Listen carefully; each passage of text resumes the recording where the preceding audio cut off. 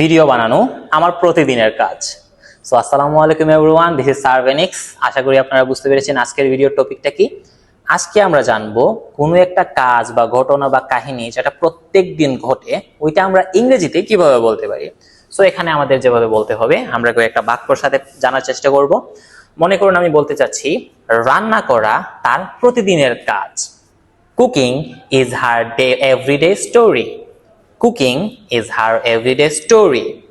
কথা বলা তার প্রতিদিনের কাজ। Speaking is her everyday story. এখানে হার দিয়ে আমি মহিলা বোঝানোর চেষ্টা করছি। আমি বলতে চাচ্ছি, মনে করুন খেলা তার প্রতিদিনের কাজ বা প্রতিদিনের কাহিনী। Playing is his everyday story. Playing is his everyday story. Okay, so আমরা এভরিডে স্টোরি কথাটা ব্যবহার করে বাক্য বানানোর চেষ্টা করব। আশা করি কয়েকবার যদি চেষ্টা করেন অবশ্যই আপনারা জেনে যাবেন এটা সঠিক ব্যবহারটা কিভাবে হচ্ছে। সো এরকম নিত্য নতুন ভিডিও দেখার জন্য আমাদের সাথে থাকুন, দেখতে থাকুন সার্ভেনিক্স ইউটিউব চ্যানেল অথবা প্র্যাকটিস হবিগঞ্জ পেজটাকে। আল্লাহ হাফিজ এভরিওয়ান।